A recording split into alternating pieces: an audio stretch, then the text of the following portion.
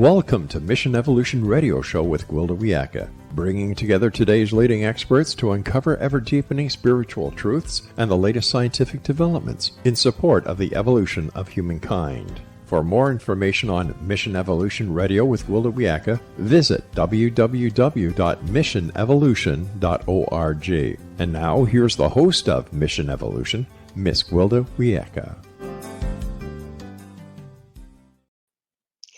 Many indigenous prophecies and religious texts point to now as a time of great upheaval and transformation. It's easy to see the upheaval, but what's the transformation? Ultimately, what is our celestial destiny? Mission Evolution Radio TV show is coming to you around the world on the X-Zone Broadcast Network, xzbn.net. With us this hour to explore our celestial destiny is Joshua Reichmann. Joshua is the author of The Realized Light of the 12 Dimensions, Cosmic Rebirthing, and Our Celestial Destiny. An Akashic reader, Pleiadian channel, contemplative therapist, and multidisciplinary artist, he's the director of the film Tenzin, which addresses the struggles of the Tibetans. He's practiced and taught traditional Tibetan Buddhism, holographic recapitulation, psychic integration, and healing at temples, spiritual centers, and group retreats for more than 10 years. His website, joshuareichmann.com. Joshua, thanks for joining us on Mission Evolution. Thank you so much for having me. I'm honored. Thank you. So you were going to be in Canada, and now you're in Barcelona, right? Yeah, just temporarily for the month to see family and, just scoping out the ley lines and all the rest of it. All the rest of it. Yeah. Good times. So your bio says that you channel a lot of your information. Would you just, for our audience, would you let us know what it means to channel and how you know where you're getting your information from? Yeah, it's a great question. I think there's a distinction between being a medium, for instance, as I know you know, and channeling. And even with channeling, there's the hazards of, as you said, who or what are we channeling?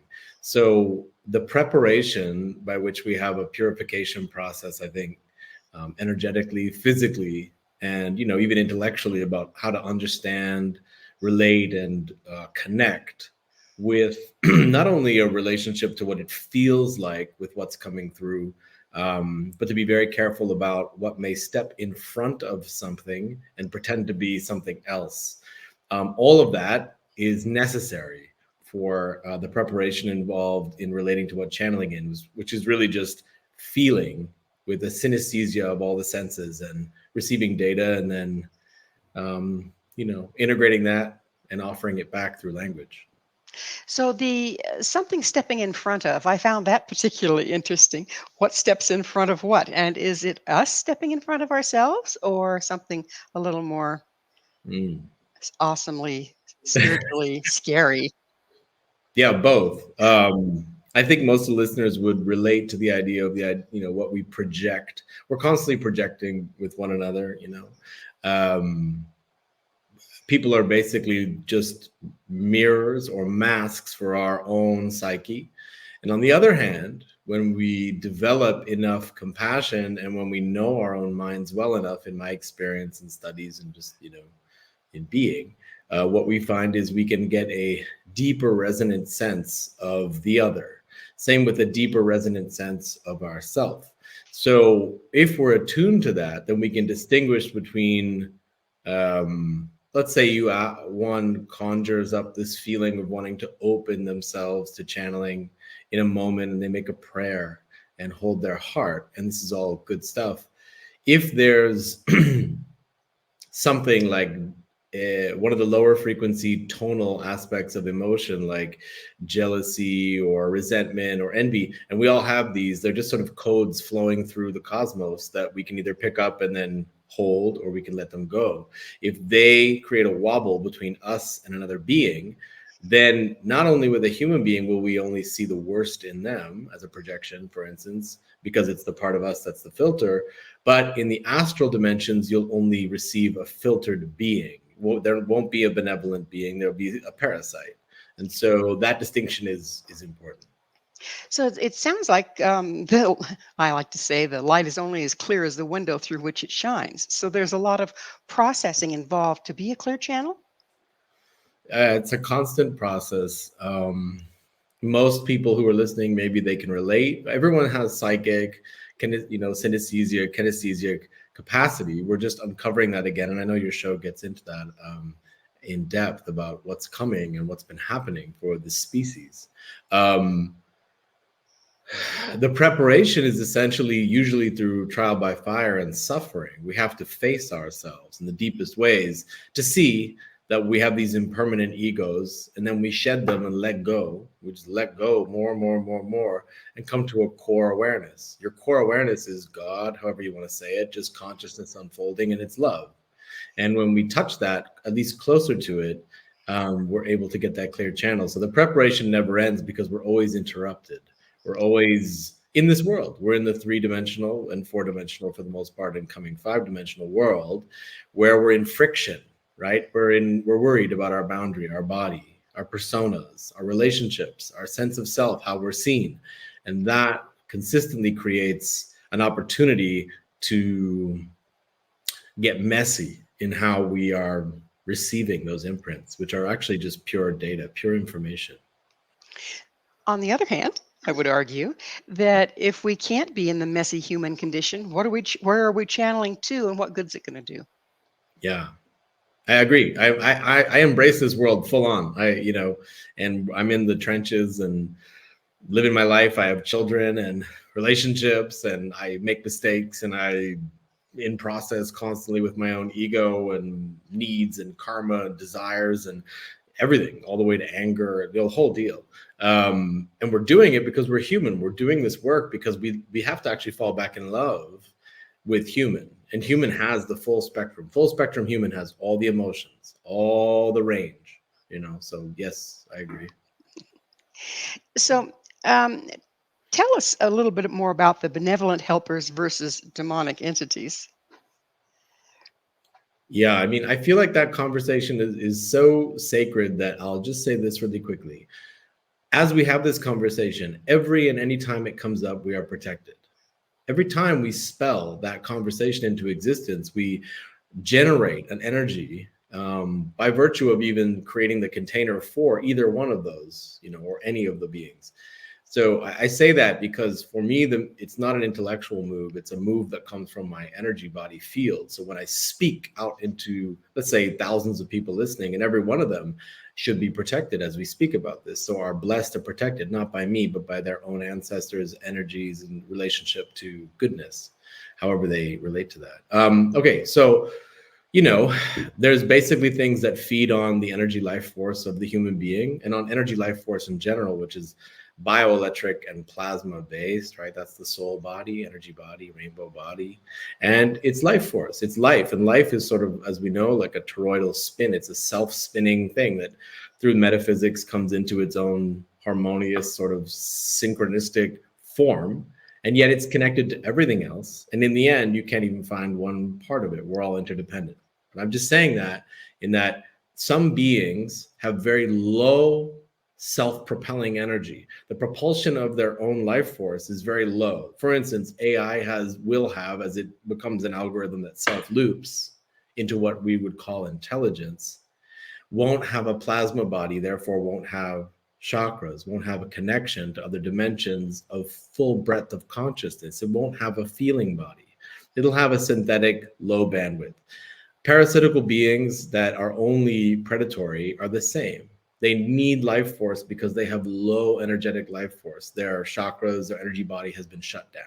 So, as you know, many people out there know, and they have names for these things, there's a whole retinue of those beings, all the way, down to human beings who are, for the most part, at this point, spliced in and connected. And then you have other sociopaths, psychopaths, beings that are so self-centered, have such low level of love, such low level of empathy, compassion, and connection to earth and everything that they basically are just puppets at this point, And then you have parasites. I'll just end at this on the dark side. You basically just have everything from the size of a galaxy to a microscopic, subatomic amoeba that just needs to eat. It's a predatory cosmos, right? And on the benevolent, positive side, I don't know if you want to take a break, but I could just jam on that for a minute if you want. Well, we're just about out of time in this segment, but you can continue. And if you're not done, I'll stop you. Okay, good. Yeah, the benevolent is, the good news, which is that not only is Earth as a seed planet, as she called, is radically protected. Humans are radically protected, both by multiple timeline versions of themselves in the future, by the grace and the beauty and the love of their ancestors. So those who've gone beyond in the quote unquote past, time is an illusion anyway, but in the linear time form, those beings are no longer corporal embodied. They're protected, right? Then, and this is where, get into controversy and stuff like that, but there's the Christ, there's the apex version of the human being. We are forever protected by the highest manifest version. And I'll go into some of the other helpers that come from other planets. So, yeah. The ones that come from other planets are pretty fascinating. Even though we don't do ETs necessarily on this show, we might make an exception for you. Got you. Okay. Yeah.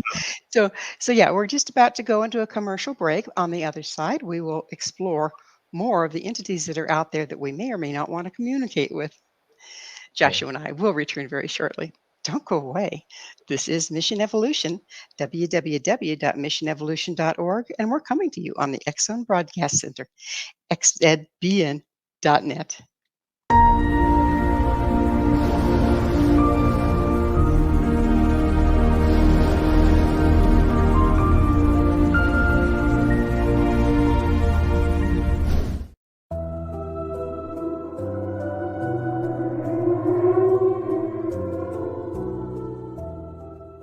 Welcome to Haunted Indian River County by Larry Lawson. Indian River County is an idyllic vacation spot on Florida's east coast, not far south of Cape Canaveral. Known as part of the state's famed Treasure Coast, many are unaware of the deep and fascinating history this area played in the development of the Sunshine State. Also lost among its visitors and residents are the chilling stories of the hauntings that accompany this rich history. It is here that a man named Waldo still looks after his family and properties, 6 decades after his death. Or a retired preacher is seen digging up his hidden treasure, days after he died. Larry Lawson spent more than 40 years in the law enforcement and criminal justice education profession. He holds a Bachelor of Science degree from Nova Southeastern University and a master's degree in public administration from Troy State University. He serves on the board of directors of the Indian River County Historical Society, is the director of the Florida Bureau of Paranormal Investigation, and is the owner of Indian River Hauntings, LLC, where he provides historical and paranormal tours and events. He has been actively researching the history and paranormal legends of the Treasure Coast of Florida since 2010. Larry is currently the host of Paranormal Stakeout radio TV show on the X-Zone Broadcast Network and the past host of Encounters with the Other Side on WPSL Radio in Fort Pierce, Florida.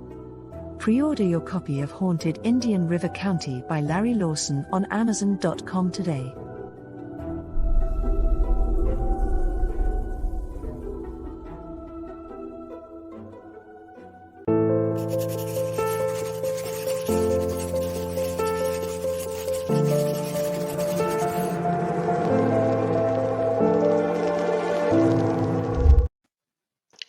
Is anybody out there? With us this hour discussing entities and communication and where we get information is Joshua Reichmann. Joshua is the author of Realized Light of the 12 Dimensions, Cosmic Rebirthing, and Our Celestial Destiny. Josh, when we closed the last segment, you had just thrown out a little tidbit about stellar information, things that come to us from people that, or beings that aren't necessarily on the earth. Would you go into that a little bit for us?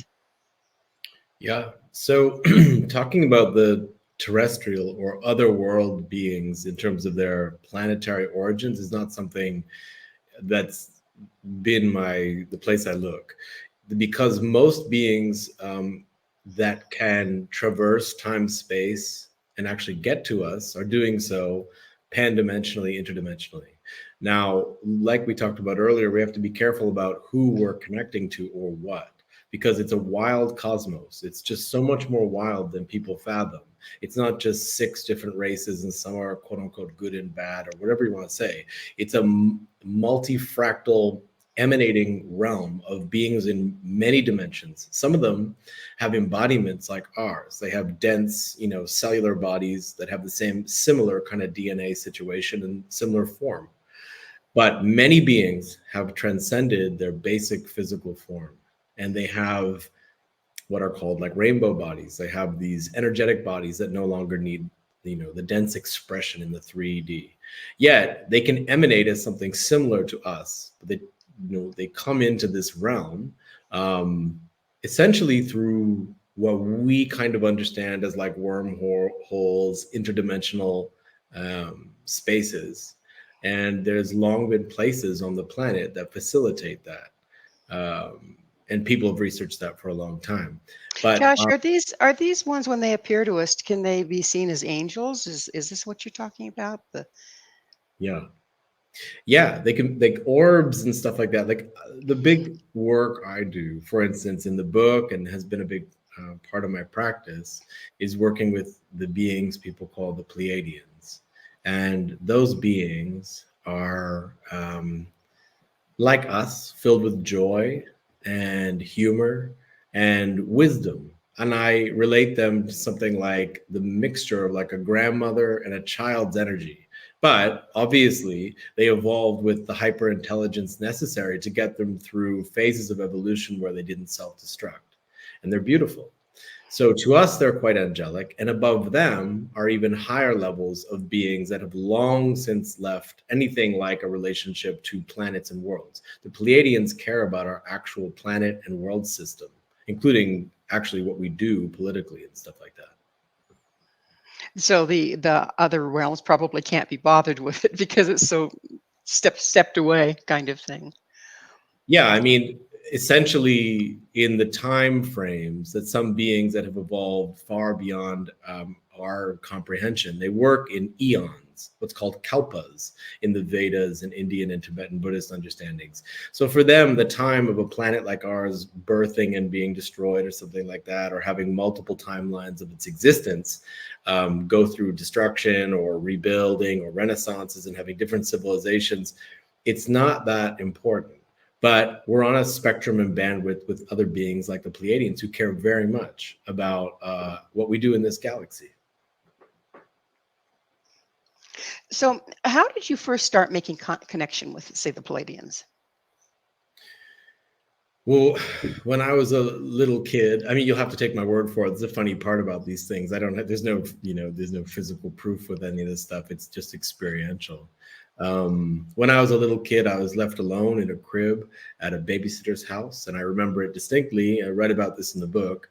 And I was lying down and I kind of, the way a lot of young kids are in a dream state of fantasy, and it's all very murky. They're in magic. They're in remnant bits of their last life. They're hearing voices. They're sort of in some schizoaffective magical realm, right? I came out of that and I clicked into my own self-aware consciousness. And it was like the same I have now. I didn't have the language I have now, but I was fully aware, and I was a baby in a crib. I was no longer underwater in the murky state that babies are in. I was awake. And as I woke up, there were orbs on the ceiling, different colors, rolling across the ceiling. They weren't lights, they were orbs. They were floating in the room and they were small. And they were beautiful, and I felt so happy to see them. I was filled with love. I was filled with happiness and joy, and just like I didn't want them to go. And they were extremely familiar. They were as familiar as getting a hug from someone you love, the most person you love the most. And they were giving me all types of information, impression, and it was almost too much for me. And it was all love, and it was a deep amount of information, a tremendous amount. And as they faded away, I was extremely sad, deeply sad. That was the first time. Then I had my life, and lots of things happened, and spiritual growth and just being a normal person. And at some point in all my meditations and channelings and work, I held my upper heart and I felt a blue and green like light come into my heart. And I rose up above myself. And then I was in a sort of visual space, feeling space with those they call the Pleiadians, who are just like a joyful mega bunch of beings who just want to, they answer your questions instantaneously, the speed of thought. There's no delay. You have a thought, they answer it with a humorous, deep little teaching. That's been the relationship since. That's pretty amazing. So let's move on to what is the role of destiny, good, evil, playing at this time? Destiny? Hmm. Destiny, good, and evil. Well, the way I see it, and maybe you agree, and maybe people out there will relate, there is always choice. We are energy determining choosers. We are completely sovereign. Every single human being in the entire race of human beings on this planet and elsewhere. We are the coveted, most beautiful, amazing template. There's others like us in this galaxy and in many parallel dimensions of galaxies, but we have the perfect blueprint. We're amazing. We are smothered in all types of cords and implants and grids around the earth, the way you would try to enslave or put, let's say, a butterfly in a jar or anything like that. It doesn't change the nature of the butterfly. The butterfly just doesn't know what its natural environment and even what it's supposed to do. So that's the evil in the sense of the low level. On an even more granular level, there's human beings who are being directed without knowing it by the energy propulsion that comes from essentially a black hole in our galaxy, and it flows all the way through Saturn, and then it bounces on the moon, and then it just energizes a control grid. That control grid fuels a negative control, just basically externalizing control. That's how human beings who pick up that energy do. They want to consume, control others, and it extends into every layer of society. That's the evil. And there is a Satan. There is a great I. There is a great, fallen presence in and it's very local. It's very here. It's like a jail keeper. But So is it a matter of what we resonate with, though? Absolutely. So exactly. So that's real in the sense that that's functioning the same way when you're driving, you have to avoid certain things, and there could be a crazy person in a truck. Like, it's not unreal, but you have choice, you have agency, and you have to wake up and take charge. So then evil can only exist where people are sleeping?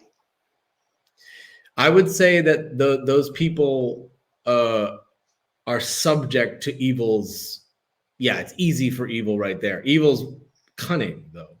The devil's a liar type thing. Evil's cunning. So even those of us who are inherently good and are awake in so many ways, evil disguises itself as many, many things. So Well, does evil come from our damage, Josh? I mean, when we get damaged, when whether it's this lifetime or ones before, when we get damaged, it compromises our frequency and it compromises our frequency range. So far, so yes, good.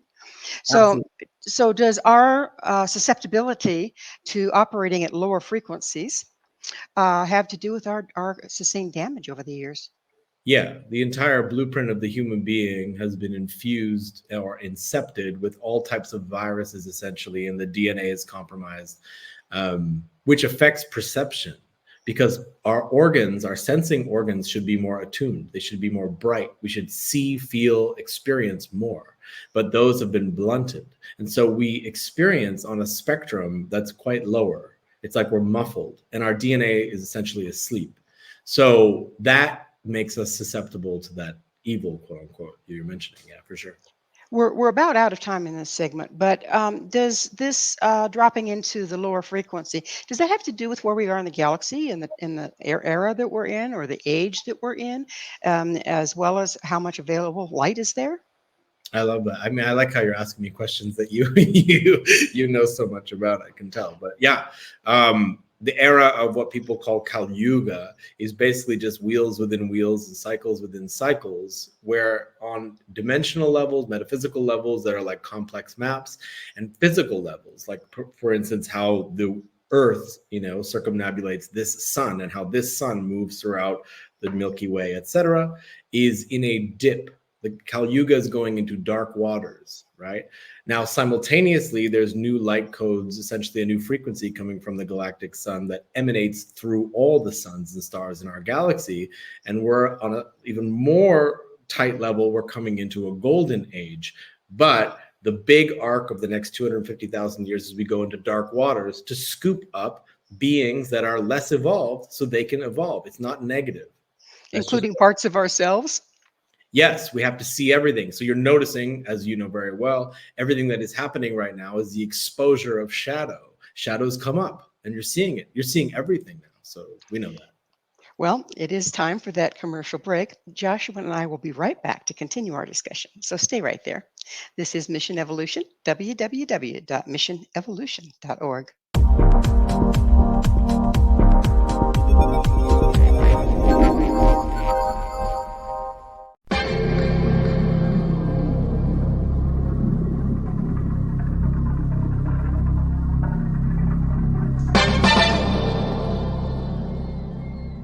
Are you ready to dive into the mysteries of the unknown? Tune into the electrifying X-Zone radio TV show hosted by the one and only Rob McConnell. I'm Rob McConnell, and get ready for a mind-bending journey through the unexplained phenomenon that surrounds us all. From UFO encounters to cryptids, ghosts, and everything in between, we've got it covered here in the X-Zone. Rob McConnell, the seasoned investigator and renowned radio personality, brings you the most compelling interviews with top experts, authors, and experiencers from around the world. Each episode is an unforgettable exploration into the depths of the extraordinary. That's right, X-Zone Nation. Join me every week as we open the door to the supernatural and explore the strange and amazing stories that will leave you questioning everything you thought you knew. And it's not just radio anymore. With our groundbreaking TV show, you can now witness the sessions unfold right before your eyes.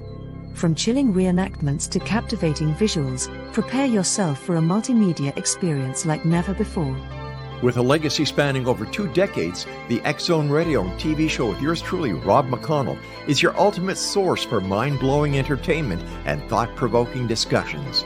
Join our growing community of truth seekers as we continue to unlock the world's mysteries. So, why wait? Step into the X-Zone and embark on a journey that will challenge your beliefs, ignite your curiosity, and keep you on the edge of your seat. Remember, X-Zone Nation, the truth is out there, and it's waiting for you right here on the X-Zone Radio and TV show with yours truly, Rob McConnell. Don't miss a minute of the action. Tune in now on your favorite radio station or visit xzoneradiotv.com to join the adventure. The X-Zone Radio TV show with Rob McConnell, where reality meets the unknown. The X-Zone Radio TV show, unraveling the secrets of the universe, one episode at a time. For more information, visit www.xzoneradiotv.com.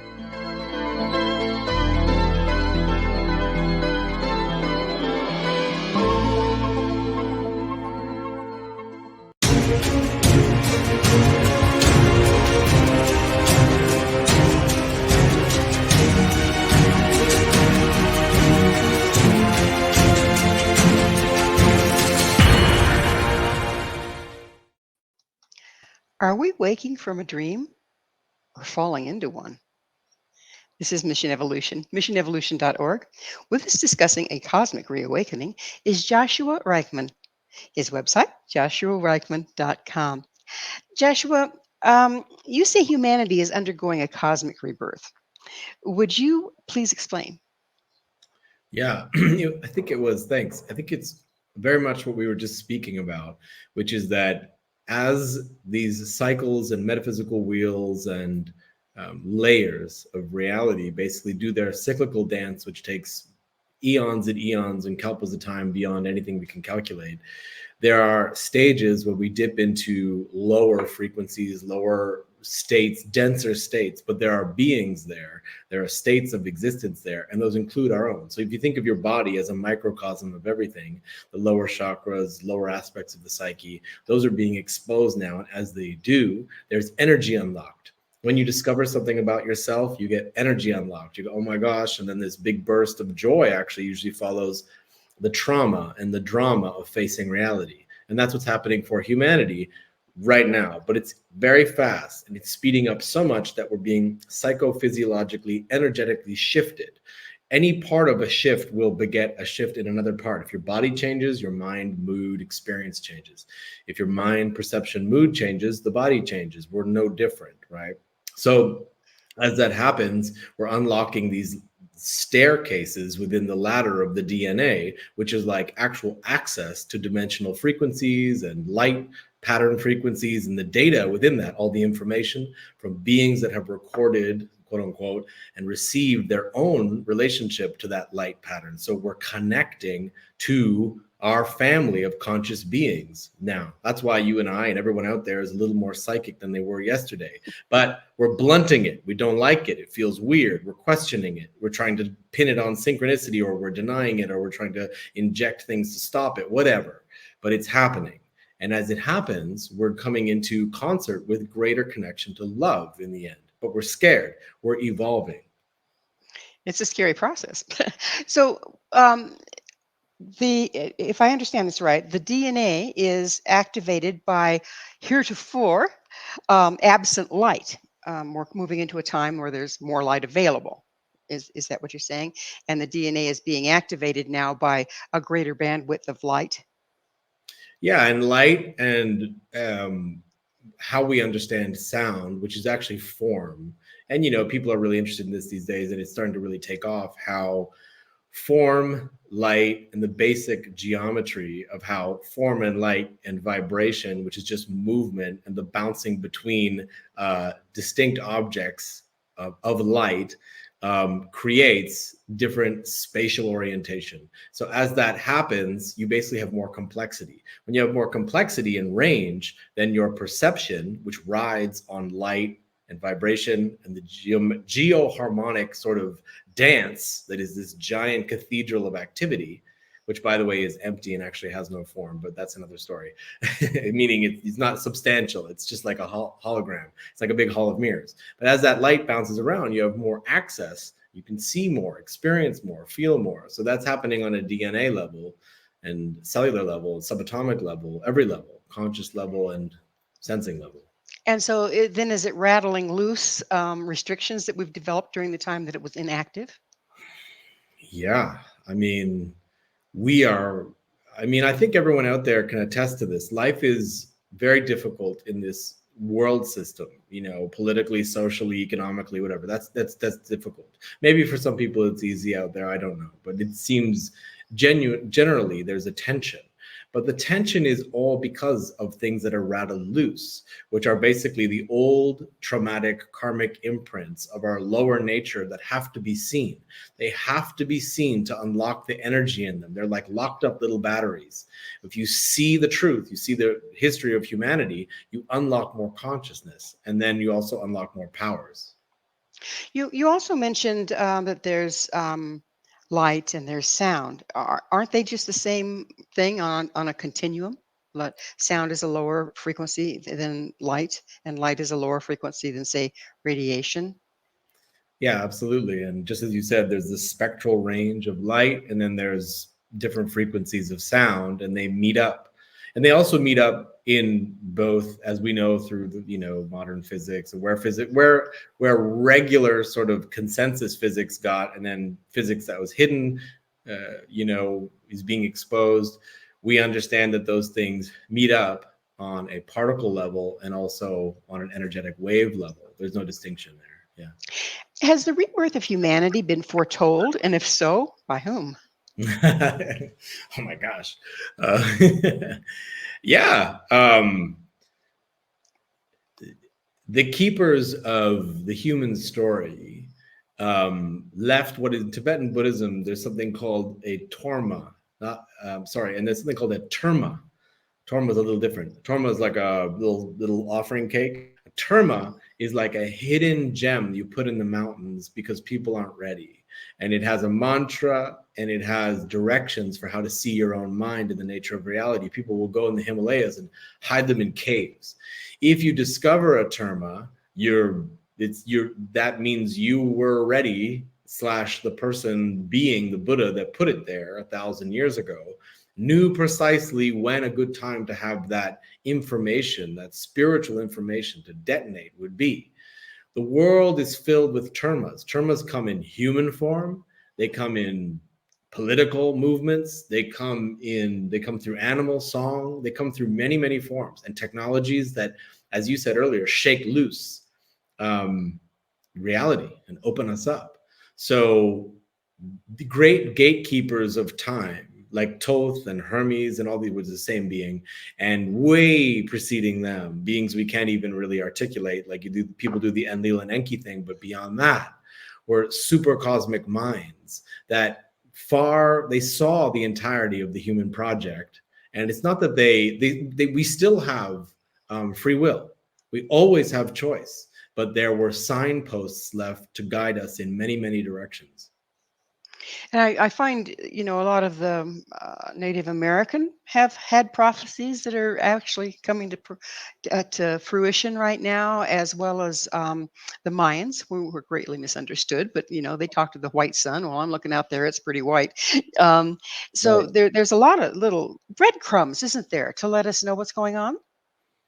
Yeah, every human indigenous culture knows that right now is incredibly important. It's the nexus of time. It's the end, as you know, of the Toltec Baktun. The last age that was recorded in a calendar is between 2012 and 2024 or something like that. And that's the end. And then there's the new sun, time of the sixth sun, and all these kind of things. And the quality of light changes so much that there's no way to record human history anymore because we aren't what we were. And the Great Fire and all the things that people foretold is here. But is it going to look the way people think in a Mad Max cartoon version? It's not. You're safe. You're going to be okay. I don't come with a message of fire and brimstone, run to the hills and get your weapons. I already tried that. And the truth is, what you realize is that, just as you said earlier, your own perception will guide you into frequencies and timelines on this very earth that protect us from the most acute suffering. But it's up to you. It's up to you to feel that love and follow your intuition and your inner guidance and your new capacities. Feel. That's it. That's what my Cherokee elder said the day before he died, before the pandemic began. Can I say that word? And and he said that he died. He checked out right before it happened. And the last thing he said to me, as he did, he said, don't stop feeling, because that's what they do. They want us to stop feeling. Well, our heart tells us something our mind cannot, yes? Yeah, absolutely. Speaking of mind, tell us a little bit about the mind stream.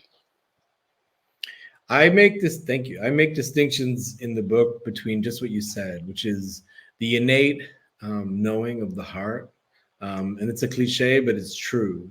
The heart, when activated, if anyone out there has had their heart activated, truly activated, it never turns off. It's not the same as being sentimental. It's not the same as just having empathy or pity or sympathy. It's that you have deep cosmic compassion for all living beings, but it's no BS. What one wants from that heart beam that comes out of us, once that's activated, is you want people to wake up. You want people to see reality, see through the veil, socially, culturally, worldly, but also how this realm comes to be. You want them to wake up and evolve, become enlightened or whatever. And the mind stream is our ability to cognize and use information to create forms and holograms in our mind to track how to navigate the form realm. And so your mind stream is like you and I are having a mind stream centric conversation right now and using sounds and syllables and sort of emanating things. But we could also have a heart conversation, but it's hard on TV to do that with the time constraints. So they're different. So when you mention compassion, what comes to mind for me, and I've experienced it, I'm sure you have, is as we drop into that place of compassion, it's very painful because of what's been allowed to happen with the children, with the animals, with the planet itself. It's you drop into compassion, you look around, and it's like, oh, it hurts. Mm-hmm. Don't a lot of people then just bounce right back out of there because it's too painful? Mm-hmm. Absolutely. It's called the knots. Our heart is knotted up. It gets knotted in the womb. We come in with that. Some people not. Some people come in with a blown open heart center, and it's very hard to live in this world. But don't confuse the heart with the solar plex, the feeling space. People drop into their feeling place and they go, I can't stand the feelings of this world, because they're looking and experiencing in their feeling body. It's a solar body. It's a light body. It goes, oh, this is too much. I want to contract. The heart is connected to the entire cosmos, and it is the most courageous, strong thing there is. Love never dies. It's not because of feelings. It's not because of ideas or others. Your love is beyond any subject, right? It's just there.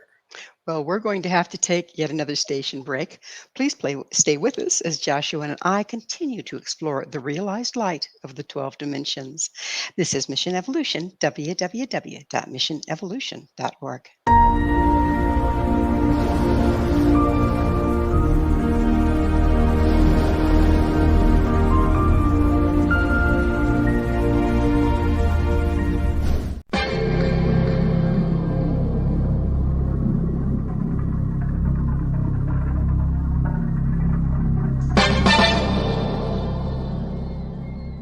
Are you ready to dive into the mysteries of the unknown?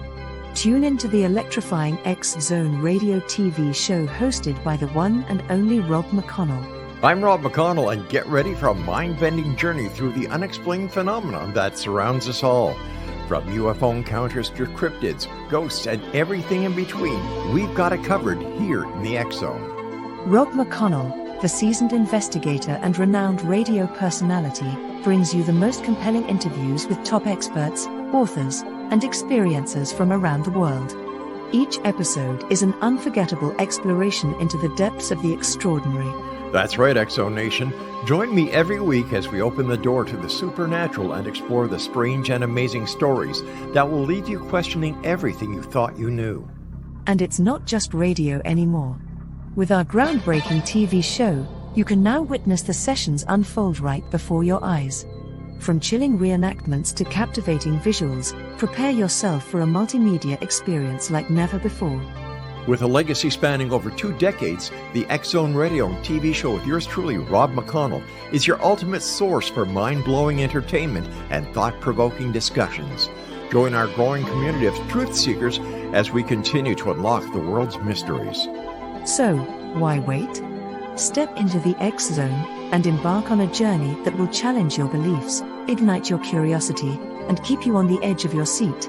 Remember, X-Zone Nation, the truth is out there, and it's waiting for you right here on the X-Zone Radio and TV show with yours truly, Rob McConnell. Don't miss a minute of the action. Tune in now on your favorite radio station or visit xzoneradiotv.com to join the adventure. The X-Zone Radio TV show with Rob McConnell, where reality meets the unknown.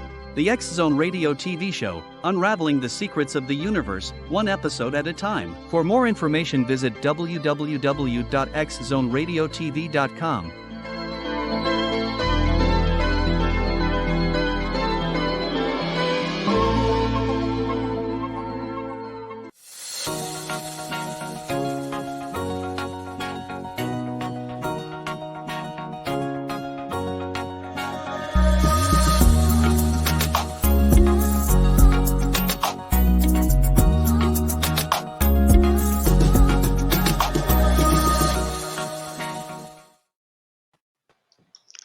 Is our DNA changing?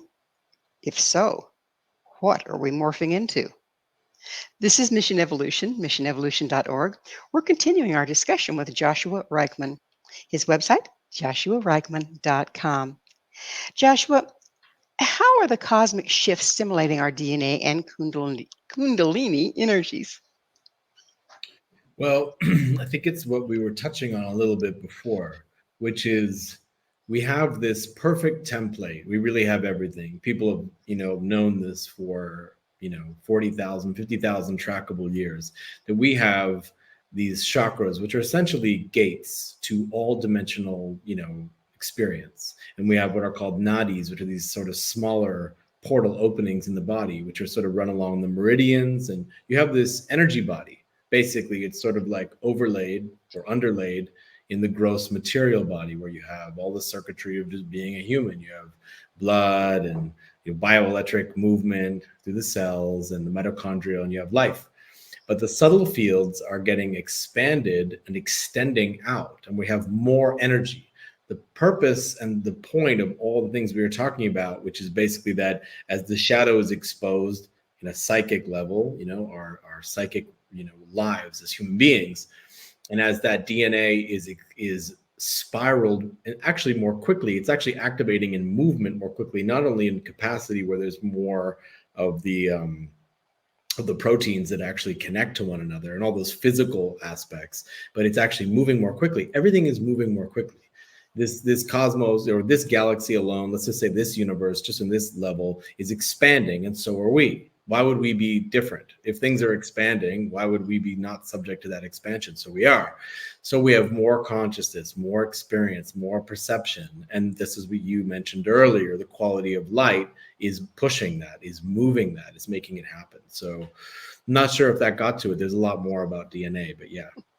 And DNA is a very deep subject. Yeah.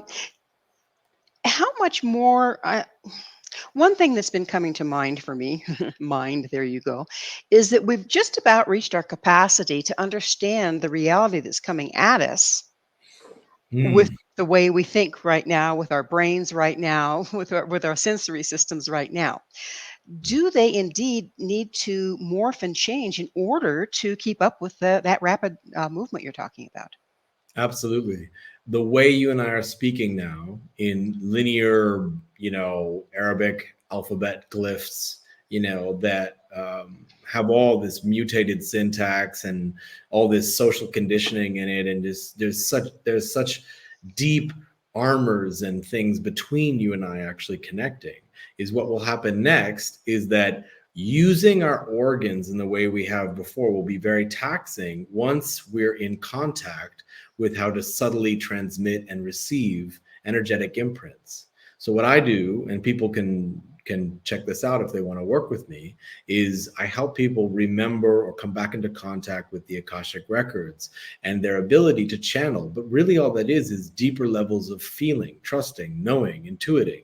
It's blending your senses, which is what's coming next, which is that we'll be able to fly soon. We'll be able to do a lot of things soon. You're looking at athletes even now. You're looking at people, how quickly people actually relate, even through emojis and things like that. That's a very silly that's a very, kind of dense version, but it's going to get like that where thought forms will be transmitted between people really quickly. You don't need technology to do that. We are the technology. We're waking up to it. It looks like we have some exciting times coming, right? I think so. So, Josh, it's about that time in the show when I get to ask you, what's your mission? Oh, it's a great question.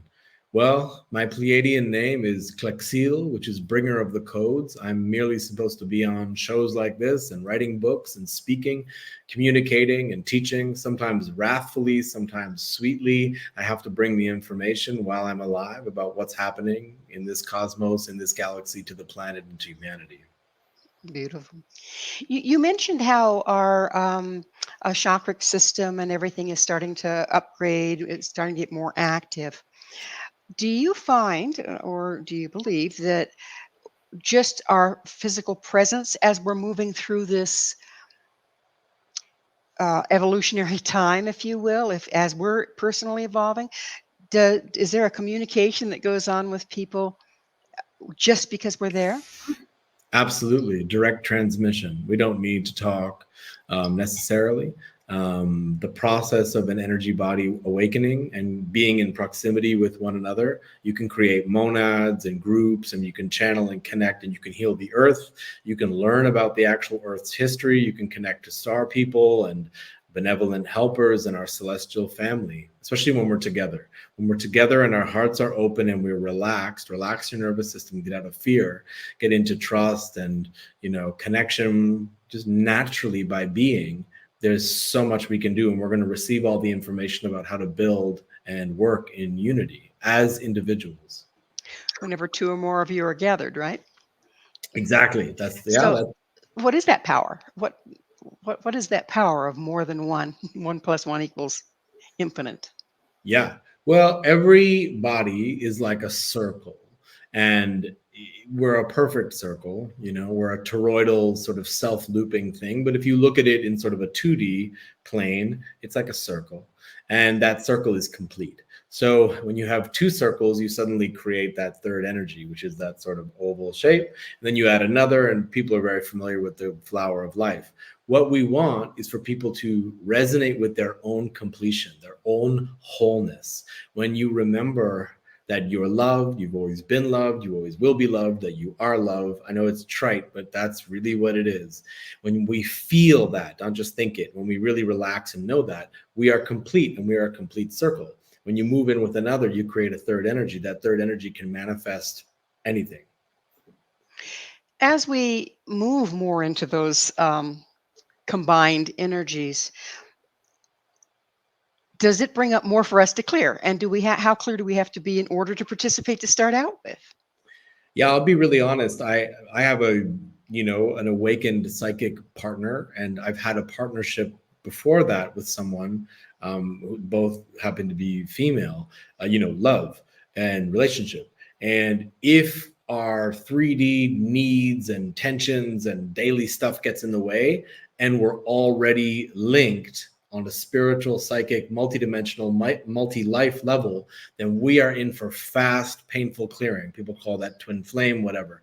It's going to be a rough ride when we bring our egoic selves and our selfishness into that. And we're all going to, because like I said, we're still in the 3D. We still have dense bodies. You still have tissue. So when you have tissue, you have issues. And so that's just how it goes. Tissue issue. Yes, so. Yeah. So, what is the realized light of the 12 dimensions? That's just a little question for you. Yeah. That wholeness we mentioned before. So it comes back to, and it's the same as every spiritual tradition. They're just using old vernacular. They're using the Bronze Age gods. They're using ones from Atlantis, technologies, and self-worshiping, or you go back to Mu, whatever. Everyone knows that there's the totality of the cosmos in resonance, and it's inside of us. We are it. If you resonate and relax and be and truly just feel in a relaxed, open way and observe, you're the witness mind. That's the realized light. Witness is a huge thing, isn't it? Because otherwise we're just doing knee-jerk from our damage versus being present. Totally. Yeah. So how can the individual best participate energetically in upgrading this realm?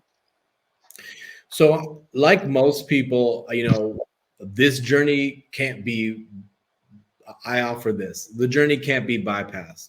You can't just get into magic, or I don't really use the word magic, but like these extrasensory powers, quote unquote, or capacities without taking care of the vessel. We're inundated with poisons. We don't know how to live. Our families were all messed up. We don't know how to relate. We don't feel safe in society, blah, blah, blah. You got to start with feeling strong and safe. And it doesn't matter if someone is incapacitated in a wheelchair, or they have what they think are chemical mental issues. One has to start with the embodiment, because the bioelectric feedback in your actual dense physical body must become at least attuned, and the nervous system relaxed, your endocrine system relaxed, and your mind patterns must get focused on things that are at least altruistic, positive, forgiving, and kind a lot of the time. Then we can expand and open up to the next level. And what people can do is start taking care of themselves no matter what's happening in their family and their relationships and around them. It's that dignity, that divine pride of sovereignty that's going to get everyone to evolve quicker. Sovereignty, that's an interesting concept, isn't it? In other words, we have to focus on being whole within ourselves before we can contribute to the whole. Absolutely. Period. Well, that kind of sums it up. It also sounds like there's a heck of a lot of detoxing to do on the physical level. Big time, all day, all the time, and re-upping on things that'll fix our cells. This light, this new energy pattern, this relationship we have to each other, to this galactic and cosmic family is wonderful. But there is nothing coming to save us. We're like little cilia. We're like little antenna on the earth. And every one of us is responsible. Even though we're getting this great upgrade, it could cause a lot of people to actually expire because it's too much info. So they just flop out and die. So what are you going to do? Get attuned, get toned, attuned, and ready. And it's not about being tough. I've been tough. I do martial arts. Be tough. Well, it's that time. Unfortunately, we are out of time. I'm into all that stuff too. Joshua, thank you so much for coming on the show. Our guest this hour has been Joshua Reichmann. His website is, joshuareichmann.com. This has been Mission Evolution with Gwilda Wiyaka. For more information or to enjoy past archived episodes, visit www.missionevolution.org. But most importantly, be sure to join us right here next time. This mission will continue, bringing information, resources, and support to a rapidly evolving world.